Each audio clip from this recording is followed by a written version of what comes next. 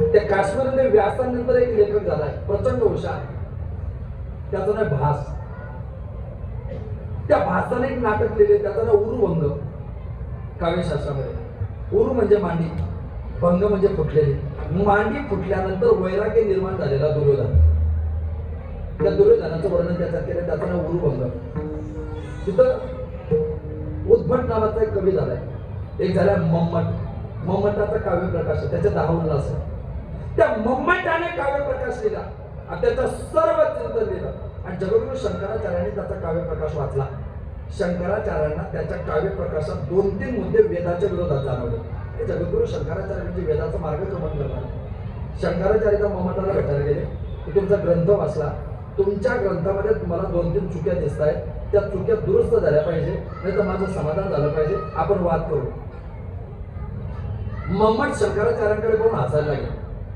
ते म्हणजे हसू नका, माझ्याशी चर्चा करा, वाद करा, संवाद करा. वादे संवाद, वादातून संवाद करा, माझं शंका निरसन करा. चुकीचं कसं काय लिहिलं तुम्ही? मम्मटाने हसता हसता काहीच केलं नाही. शंकराचार्य असे उभे आणि मम्मटाने शंकराचार्याकडे पाठ केले आणि पाठ करून बसून राहिले. शंकराचार्याने केरळ पासून काश्मीर पर्यंत आलोय, तुमच्याशी बोलायचे, चर्चा करायचे. नसेल बोलायचं तर तसं सांगा ना. तुम्हाला माझ्याशी बोलायचं नसेल तर बोलू नका, मी निघून जातो. पण पाठ तर करू नका माझ्याकडे. पाठ कशाला करताय? मम्मटाने पुन्हा त्यांच्याकडे तोंड केलं, त्यांना सांगितलं मी तुमच्याकडे पाठ केली, मला माफ करा. माझी पाठ पाहिली का तुम्ही? तेवढे पाहिली. कशी माझी पाठ? दुर्दैवाने मम्मटाची पाठ पूर्ण वाकलेली होती, पूर्ण पाठ वाकून गेलेली होती. शंकराचार्य म्हटले तुमची पाठ वाकली. मम्मटाने सांगितलं शंकराचार्य हे जी पाठ वाकली ना, ही पाठ जी वाकली हे संसार करून वाकलेली नाही. लाखो प्रकारचे ग्रंथ आधी वाचले, त्याच्यानंतर ग्रंथ लिहिलाय. अध्यात्माचं चिंतन करता करता पाठ वाकली. चिंतन करता करता पाठ वाकली, संसार करता करता वाकलेली नाही. शंकराचार्याने त्यांच्या पाया पडल्या. मला तुमच्याविषयी कोणतीही शंका नाही.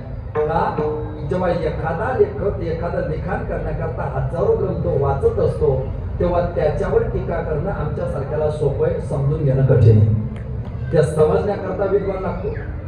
शंकराचार्यांना विद्वानाला विद्वानाची किंमत कळते, संताची किंमत संताला कळते.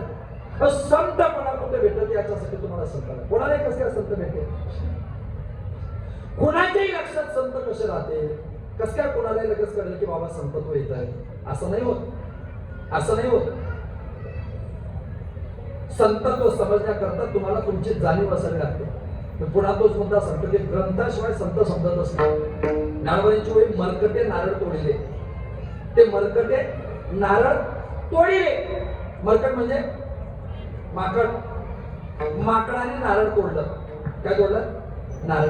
नारळ काय असतं? नाही ते बदल.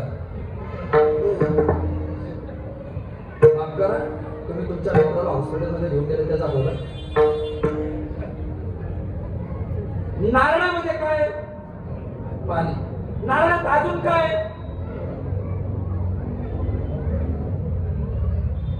काय नारळ?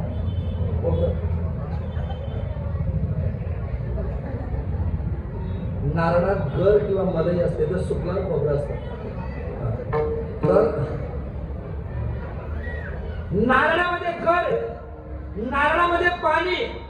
माझ्या जवळ नारळ आहे याचा माकडाला आनंद आहे, माझ्या जवळ नारळ आहे याचा माकडाला आनंद आहे. पण त्याला आतलं पाणी पिता येत नाही, आतला गर खाता येत नाही, कारण दुर्दैवाने माकडाला नारळ सोडता येत नाही. माकडाला नारळ सोडता येत नाही. आपल्या प्रत्येकाच्या गावात असे बरेच माकड आहेत.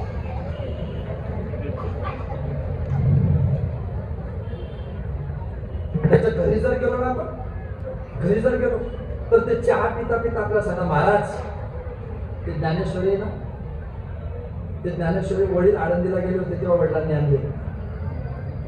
तो त्याच्या बाजूला गाथा आहे तुकाराम महाराजांचा. तो गाथा आई गेली होती देऊला तेव्हा आईने आणला. ती गीता आहे, गीता. ती गीता मी कुरुक्षेत्रावर गेलो होतो तेव्हा आणली.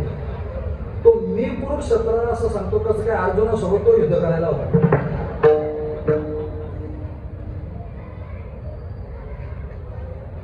माकडाच्या जवळ नारळ आहे, माकडाच्या जवळ नारळ आहे, पण आतला गर खाता येत नाही, आतलं पाणी पिता येत नाही, कारण त्याला नारळ सोडता येत नाही. मला माफ करा, तुमच्या माझ्या प्रत्येकाच्या घरात 20-20, 30-30 वर्षापासून गाथा ज्ञानेश्वरी आहे, पण त्याच्यातलं भक्तीचं पाणी पिता येत नाही, ज्ञानाचा गर खाता येत नाही, कारण दुर्दैवाने आम्हाला घरी गाथा ज्ञानेश्वरी सोडता येत नाही. ज्या